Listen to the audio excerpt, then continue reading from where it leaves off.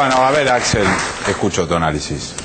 Sí, me parece que de nuevo estamos atestiguando otra de las manifestaciones de una crisis que empezó a desarrollar más abiertamente a partir de 2008, pero para empezar quiero llamar la atención sobre algunos elementos, llamémoslos estructurales, que enmarcan esta crisis, porque lo que alrededor de 2008 se empezó a decir es que la economía norteamericana estaba muy débil porque tenía lo contrario de lo que tenemos nosotros en esta última época. Nosotros tenemos superávit gemelos, superávit externo y superávit fiscal, y Estados Unidos viene hace muchísimo tiempo con déficit externo, o sea, más importaciones que exportaciones, y déficit fiscal. Quiere decir que ya para las calificadoras y todas estas agencias de riesgo y para el propio Fondo Monetario Internacional, hace décadas que Estados Unidos está aplicando o está en una situación que es la que ellos decían que era muy dramática para países como el nuestro, ¿no? Y que era insostenible y que iba hasta allá. En eso aparentemente tenían razón. Ahora, ¿cuáles son los elementos estructurales de esta crisis?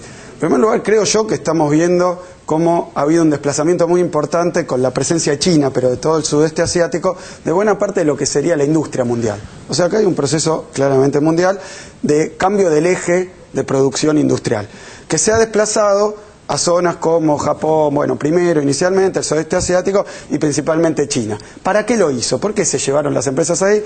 Porque son regiones de salarios bajos. Es decir, el capital salió, en base a los nuevos métodos de comunicación, a los nuevos métodos de organización, salió a la caza de trabajadores desprotegidos y los encontró montones en los países de Oriente. Y ahí instalaron las plantas norteamericanas, europeas, etcétera, que se mudaron allí. Si esto es cierto, y de hecho en Estados Unidos, al igual que acá, muchísimas cosas son made in China, es decir, se ha desplazado realmente el eje de la producción mundial.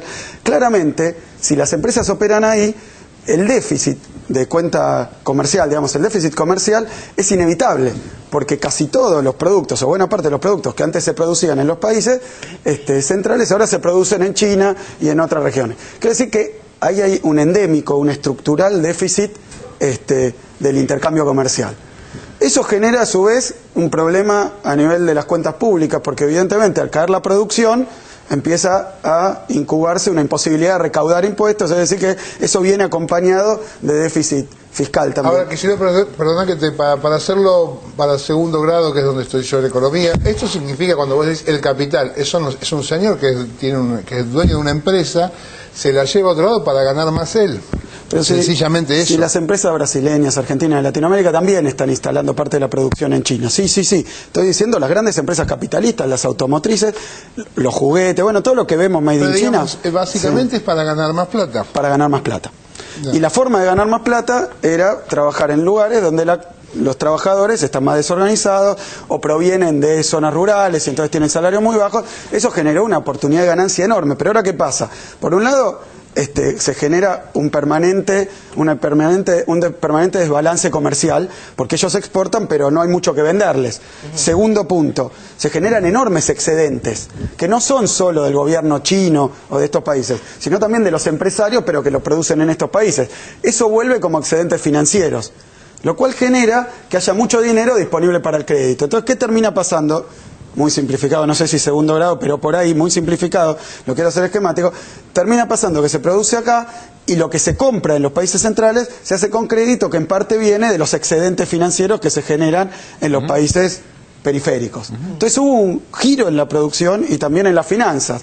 Esto está generando enormes problemas a escala mundial. Yo creo que esto es uno de los elementos centrales abajo de la crisis, ¿no? Financiera, las explosiones de la burbuja. ¿Por qué? Porque viven a crédito. Ahora, o sea, el consumo norteamericano es un consumo a crédito. Axel, ¿tiene eso alguna salida, digamos? Ese hecho de que China esté produciendo mucho y Estados Unidos esté produciendo poco y viviendo en todo caso de los activos financieros chinos, ¿tiene alguna solución? Bueno, dos cositas. Una primera, esto también implicó, último punto para cerrar la explicación, esto implicó que en los países centrales haya hace mucho tiempo un estancamiento salarial, que es otro elemento importante. Es decir, en Estados Unidos hace 30 años que el salario real no crece, promedio. Entonces, son países que se fueron convirtiendo en países, de nuevo, usando una metáfora, como pasó en la Argentina durante los 30 años, que van de mediados de los 70 hasta 2003, lo que empezó a pasar es una suerte de desindustrialización, o sea, de pérdida de trabajos industriales del viejo modelo productivo. Y eso genera obviamente desarticulación de las clases trabajadoras, desarticulación social, falta de estado de bienestar, porque el estado de bienestar daba ayudas universales, pero ahora la clase obrera está toda en diferentes estratos, hay unos que consumen a crédito, se acceden al mercado del crédito, nadie es dueño de la propia vivienda porque tienen que entrar, y los salarios son bajos, lo cual va engendrando un monstruo, que creo yo, esta explicación es muy simplificada, estamos viendo su estallido. Soluciones. Bueno, primer cuestión, creo yo, ¿qué hace Estados Unidos ante esta debacle que empieza en 2008? Que ellos decían, esto es solo una crisis hipotecaria, inmobiliaria, después tuvieron que aceptar y financiera, y bancaria, y ahora tienen 15 millones de desocupados, 10% de desempleo, 9 y poco de desempleo, es decir, están en una situación que para Estados Unidos es social, y en Europa, bueno, hay países los más débiles con 20% de desempleo, caso España, el desempleo en toda la eurozona cerca del 10%, son números enormes y formidables, cantidad de gente que no tiene acceso al mercado de trabajo. ¿Y qué es lo que no hay? No hay un Estado que le dé ningún soporte a esta gente, porque la educación pública, la salud pública, este fue el tema de Obama, todo eso ha desaparecido en base a un modelo que era nuevo y que a nosotros nos trataron de exportar y de aplicar a rajatabla. Ahora, ¿qué hizo Estados Unidos ante esta crisis? Y dijo, bueno, acá el problema es financiero, y esto viene con un pensamiento monolítico de la ortodoxia económica, que está absolutamente desorientada ante lo que está pasando, no solo las consultoras, no solo las calificadoras, sino también los grandes economistas que en toda la fase neoliberal eran estrellas, bueno, no saben qué hacer. ¿Y qué es lo que han recomendado? El propio presidente del Banco Central norteamericano, de la Fed, salvar a los bancos, inyectar masas enormes de dinero para sacarle los activos tóxicos a los bancos, ¿no? O sea, que el Estado se quedara con toda la deuda basura que tenían los bancos en ese entonces. Y emitió dinero a lo loco, lo cual generó, probablemente incubó una nueva burbuja, porque los bancos no podían prestarlo, entonces empieza de nuevo, quiero decir, a tasa muy baja, básicamente hicieron política monetaria, lo que los economistas llamaban política monetaria, salieron a inyectar dinero, con la tesis esta de que la política monetaria es más poderosa que ninguna otra intervención estatal, que era lo que los economistas festejaban que habían descubierto durante toda la fase neoliberal. ¿Y qué es lo que hace falta ahora?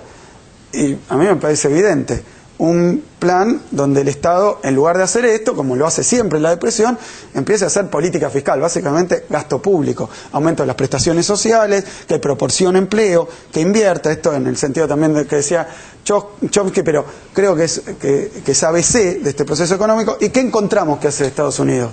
Más ajuste, sí. Más ajuste. O sea, después de haber empapado el mundo de dólares, sin que eso tenga efectos en el empleo, contra toda la teoría oficial, que ya no saben qué hacer, no están dispuestos a darse cuenta de que hay que dar un salto en el gasto público. Fíjense, China, Estados Unidos, nuestras regiones, el otro día veía un economista ortodoxo que decía, ¿qué le van a dar clases a Estados Unidos de economía? Digo, hay que mirar los hechos. China, que es un país que ha pasado la depresión de 2009 relativamente indemne, que ha hecho la inyección más formidable de la historia de gasto público que se tenga recuerdo. Y Argentina, que ha hecho un impulso fiscal tremendamente grande. Y fíjense, así todo de reaccionario como es, decolonizado por el sector financiero, que son los bancos centrales de todo el mundo, la Reserva Federal norteamericana, ayer sacaron un comunicado diciendo que el objetivo de la Reserva Federal es moderar los precios, que mucho más no pueden hacer, porque ahora tienen miedo de la deflación, a pesar de todos los dólares, contra toda la teoría de que emitís si hay inflación, tienen miedo de la deflación, que Keynes decía es el peor de los males, mucho peor que la inflación.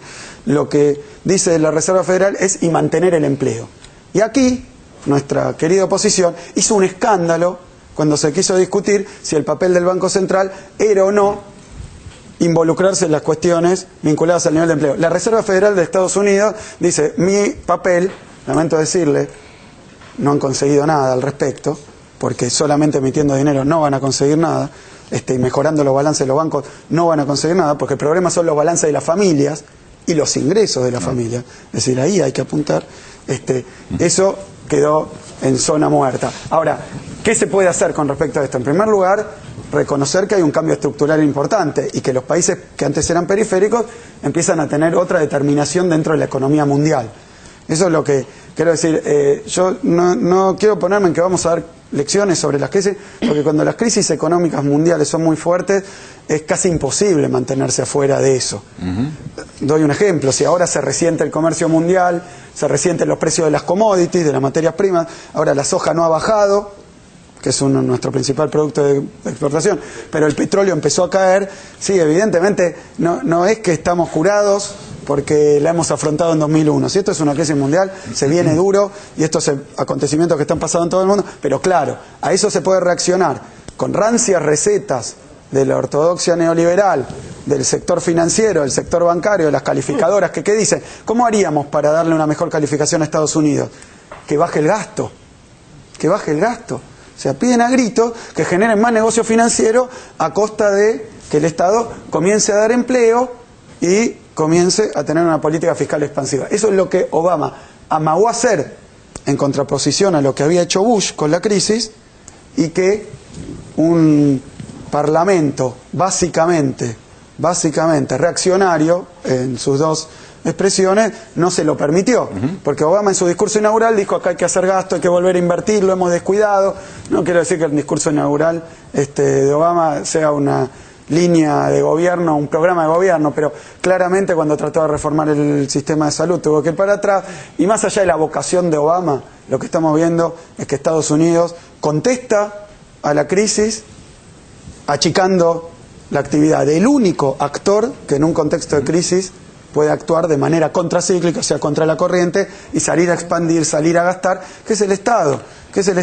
Y eso acompañado con el deterioro de las organizaciones sociales, de trabajadores, etcétera, que bueno, que nosotros lo vivimos en los 90 también. Entonces, sí, claro. Sí, no, respecto a cómo han cubierto los medios argentinos el tema de la reunión del UNASUR, digamos, salvo Página 12 y Tiempo Argentino, está relacionado con esto, una noticia extraordinaria como fue la reunión de UNASUR en Lima y la que hay el viernes 12 en Buenos Aires de ministros de Economía y de presidentes de Banco Central para tratar de blindar nuestra región respecto de justamente el contagio o las repercusiones que puede tener la crisis europea de Estados Unidos, ha sido prácticamente ignorado, y realmente creo que es una de las noticias más importantes del momento. Quiero dar un ejemplo sencillo. Supónganse que un negocio pequeño entra en una crisis, tiene una deuda grande, y uno le podría recomendar: cortar las compras, no gastes más, ahorrar lo más que puedas para pagar la deuda. Bueno, pero muchas veces si el negocio no